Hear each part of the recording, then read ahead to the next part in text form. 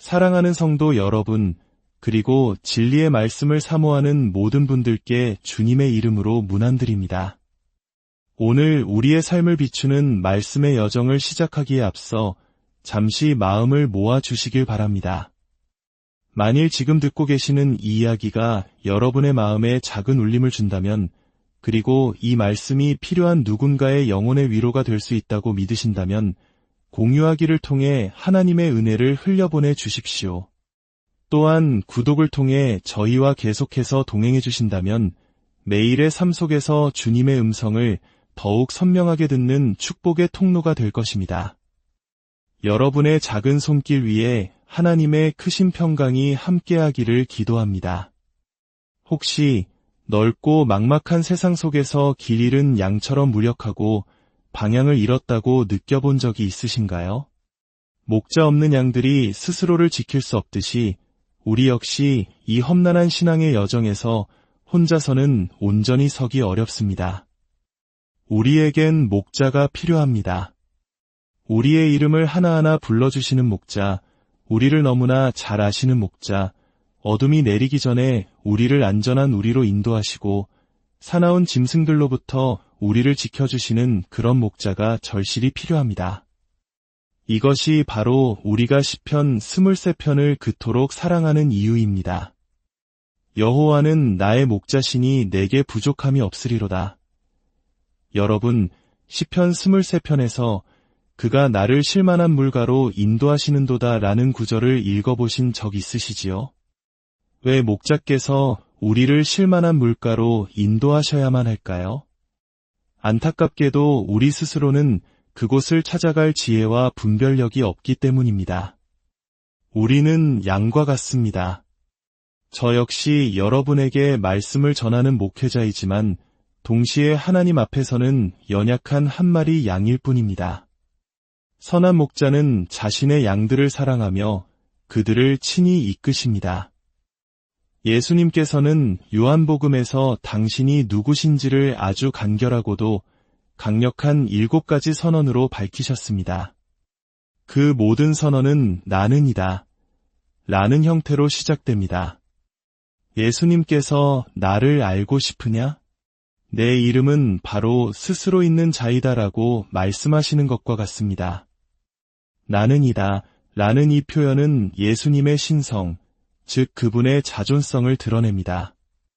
이는 그분께서 과거에만 존재하셨거나 미래에 존재하실 분이 아니라 영원한 현재 속에 항상 우리와 함께 계시는 분임을 말해줍니다. 그분의 이름은 나는 였다가 아닙니다. 그분의 이름은 나는 일 것이다도 아닙니다. 그분의 이름은 바로 나는이다. 즉 영원한 현재이신 I am입니다.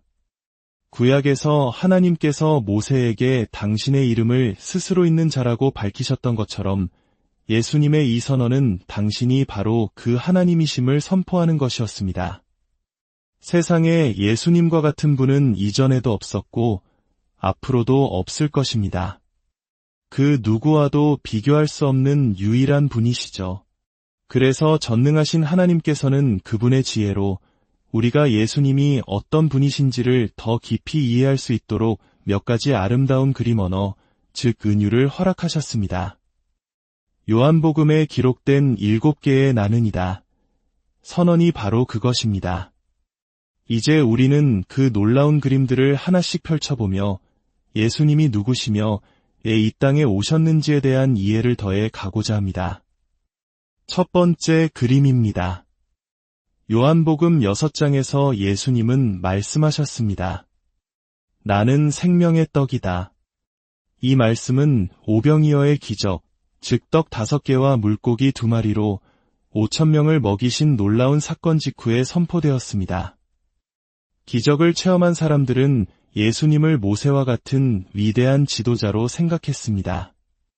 매일 하늘에서 만나를 내려주었던 모세처럼 예수님께서 자신들의 배고픔을 해결해줄 정치적, 물질적 해결사가 되어줄 것이라 기대했던 것입니다. 하지만 예수님께서는 그들의 생각을 바로잡아 주셨습니다. 내가 진실로 진실로 너희에게 이르노니 모세가 너희에게 하늘로부터 떡을 준 것이 아니라 내 아버지께서 너희에게 하늘로부터 참떡을 주시나니 하나님의 떡은 하늘에서 내려 세상에 생명을 주는 것이니라. 이 말씀을 듣고도 사람들은 영적인 의미를 깨닫지 못했습니다. 그들은 여전히 육적인 것에 머물러 있었죠. 그들은 예수님께 간청했습니다. 주여, 이 떡을 항상 우리에게 주소서. 마치 내일 아침 배급은 어디서 받으면 되냐고 묻는 것과 같았습니다. 그때 예수님께서 분명히 선언하십니다. 요한복음 6장 35절입니다. 예수께서 이르시되 나는 생명의 떡이니 내게 오는 자는 결코 줄이지 아니할 터이요 나를 믿는 자는 영원히 목마르지 아니하리라. 예수님은 우리의 육신을 위한 일시적인 빵이 아니라 우리 영혼의 근본적인 굶주림과 갈증을 해결해줄 영원한 양식, 바로 그 자체라고 말씀하신 것입니다. 여러분의 영혼을 살리는 참된 양식은 오직 예수 그리스도이십니다. 두 번째 그림으로 넘어갑니다. 나는 세상의 빛이다. 이 선언은 가늠하다 현장에서 붙잡힌 한 여인의 이야기 바로 뒤에 나옵니다. 모든 이들이 죄와 어둠 속에서 그 여인을 정죄할 때 예수님께서는 그녀를 용서하시며 말씀하셨습니다. 나도 너를 정죄하지 아니하노니 가서 다시는 죄를 범하지 말라. 그리고는 모인 무리를 향해 이렇게 선포하십니다. 나는 세상의 빛이니 나를 따르는 자는 어둠에 다니지 아니하고 생명의 빛을 얻으리라. 이 말씀의 의미는 명확합니다. 어떻게 하면 죄의 어둠에서 벗어날 수 있는지 알려주겠다. 내가 바로 세상의 빛이다. 나를 따라오너라. 그러면 너는 다시는 어둠 속에서 길을 잃고 헤매지 않을 것이다. 그런데 놀랍게도 예수님께서는 자신 외에 또 다른 세상의 빛이 있다고 말씀하셨습니다. 바로 우리 예수님을 믿는 제자들입니다. 마태복음 5장에서 주님은 말씀하십니다. 너희는 세상의 빛이라. 산 위에 있는 동네가 숨겨지지 못할 것이요.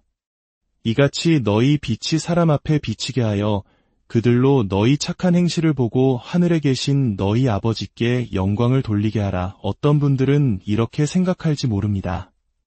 목사님, 제 삶에는 빛보다 어둠이 더 많은데요. 제가 어떻게 빛이 될 수 있겠습니까? 맞는 말씀입니다. 우리는 스스로 빛을 낼 수 없습니다. 예수님께서 태양이라면 우리는 그 빛을 반사하는 달과 같습니다. 우리 안에는 자체적인 빛이 없습니다. 제가 어릴 적 타던 자전거 뒤에는 빛을 반사하는 작은 반사판이 달려 있었습니다. 어두운 밤, 뒤따라오던 자동차의 불빛이 그 반사판에 비치면 운전자는 저를 발견하고 안전하게 비켜갈 수 있었죠. 하지만 만약 제가 자전거를 타고 진흙탕을 뒹굴어 반사판이 온통 흙으로 더러워졌다면 그 반사판은 아무 쓸모가 없었을 것입니다. 우리가 세상의 빛으로 살기 위한 비결도 이와 같습니다. 우리는 반사판입니다. 더 밝게 빛나기 위한 유일한 방법은 우리의 반사판을 깨끗하게 유지하는 것입니다. 하나님께서는 우리의 반사판을 닦을 수 있는 놀라운 세정제를 주셨습니다.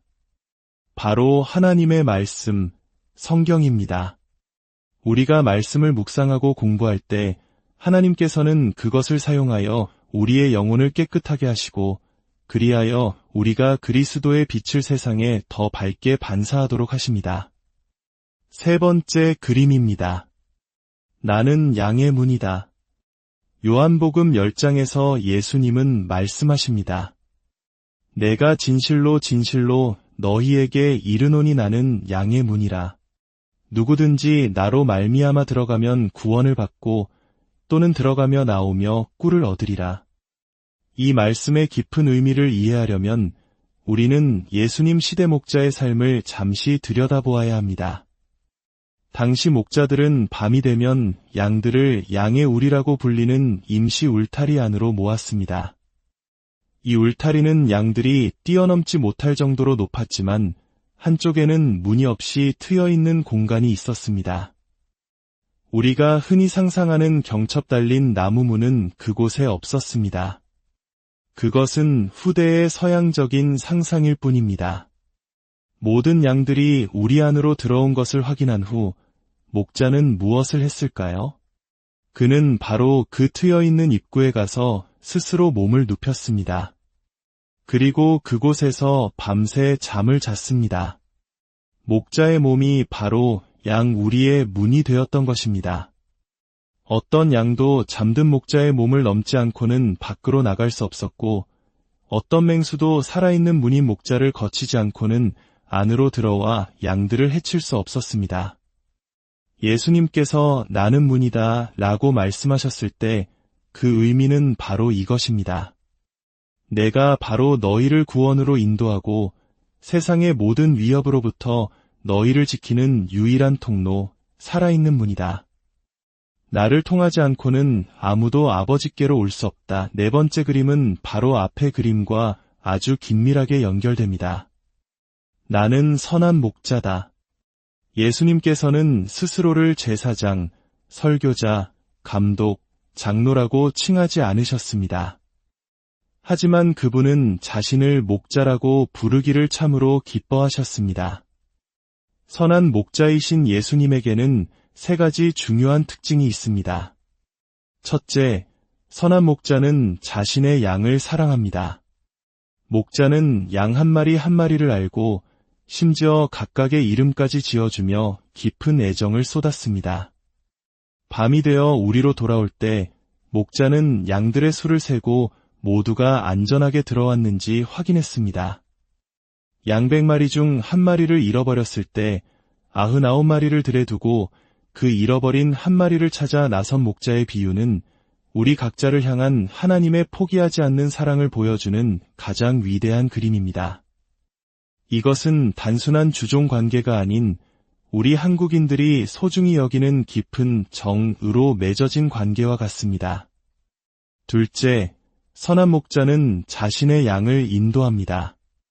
가끔 우리는 인생의 갈림길에서 무엇을 해야 할지 모를 때가 있습니다. 지도는 아무런 도움이 되지 않고 앞길은 캄캄하기만 합니다. 많은 사람들이 제게 하나님의 뜻을 어떻게 알 수 있습니까? 라고 묻습니다. 그들은 마치 수학 공식처럼 A, B, C를 채워 넣으면 답이 나오는 비법을 원합니다. 하지만 하나님의 뜻을 아는 가장 확실하고 유일한 방법은 한 가지입니다. 바로 우리의 목자이신 주님께 가까이 머무는 것입니다. 길을 아시는 목자 곁에 바짝 붙어 그분을 따라갈 때 우리는 언제나 하나님의 뜻 안에 거하게 됩니다. 하나님의 뜻은 어떤 장소나 직업이 아니라 목자이신 주님과 함께 걷는 과정 그 자체입니다. 셋째, 그리고 가장 중요한 것입니다. 선한 목자는 양들을 위해 자신의 목숨을 버립니다. 요한복음 10장에는 이 진리가 여러 번 반복해서 강조됩니다. 선한 목자는 양들을 위하여 목숨을 버리거니와 나는 양을 위하여 목숨을 버리노라. 내가 내 목숨을 버리는 것은 그것을 내가 다시 얻기 위함이니 이를 내게서 빼앗는 자가 있는 것이 아니라 내가 스스로 버리노라. 주님의 죽음은 결코 타의에 의한 것이 아니었습니다. 아무도 그분의 생명을 빼앗을 권세나 능력이 없었습니다. 하나님의 아들이신 선한 목자께서는 오직 당신의 양들, 바로 우리를 향한 사랑 때문에 자발적으로 기꺼이 자신의 생명을 내어주셨습니다. 그 십자가의 희생이 있었기에 우리가 구원을 얻게 된 것입니다. 다섯 번째 그림입니다. 나는 부활이요 생명이다. 이 말씀은 사랑하는 오라버니 나사로의 무덤 앞에서 슬퍼하는 마르다에게 주신 약속이었습니다. 마르다가 주께서 여기 계셨더라면 내 오라버니가 죽지 아니하였겠나이다. 라고 원망 섞인 탄식을 할 때 예수님은 시대를 초월하는 위대한 선언을 하십니다. 나는 부활이요 생명이니 나를 믿는 자는 죽어도 살겠고 무릇 살아서 나를 믿는 자는 영원히 죽지 아니하리니 이것을 내가 믿느냐. 예수님은 지금 이 순간뿐만 아니라 우리의 미래를 위한 IM이십니다. 죽음이 우리 인생의 끝이 아니라고 선포하십니다. 언젠가 주님께서 다시 오시는 날 이미 세상을 떠난 성도들의 영혼은 주님과 함께 올 것이며 무덤 속에 있던 우리의 육신은 다시 살아나 썩지 않을 영광스러운 몸으로 변화될 것입니다. 사도 바울은 빌립보서에서 이렇게 증언합니다. 그는 만물을 자기에게 복종하게 하실 수 있는 자의 역사로 우리의 낮은 몸을 자기 영광의 몸의 형체와 같이 변하게 하시리라. 그렇습니다. 죽음은 끝이 아니라 영원한 본향으로 들어가는 문입니다. 저는 죽음이 두렵지 않습니다. 왜냐하면 죽음 너머에 저를 위해 예비된 영원한 생명과 영광스러운 계획이 있음을 알기 때문입니다. 6번째 그림입니다. 나는 길이요 진리요 생명이다. 어쩌면 이 말씀은 오늘날 세상이 가장 불편해하고 받아들이기 힘들어하는 선언일지 모릅니다. 요한복음 14장 6절에서 예수님은 말씀하셨습니다. 내가 곧 길이요 진리요 생명이니 나로 말미암지 않고는 아버지께로 올 자가 없느니라. 사람들은 말합니다. 모든 길은 천국으로 통하는 것 아닌가요?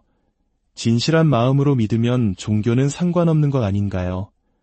하지만 우리는 진심으로 틀릴 수도 있습니다. 하나님께서는 우리에게 아버께께로 나아갈 수 있는 단 하나의 길을 보여주셨습니다. 그 길은 침례교의 길이 아닙니다. 장로교나 감리교의 길도 아닙니다. 그것은 바로 하나님의 길이며 그 길의 이름은 예수 그리스도입니다. 이 진리를 선포하는 것이 어떤 이들에게는 불편하게 들릴지라도 이것이야말로 한 영혼을 영원한 멸망에서 건져내는 유일한 생명의 소식입니다.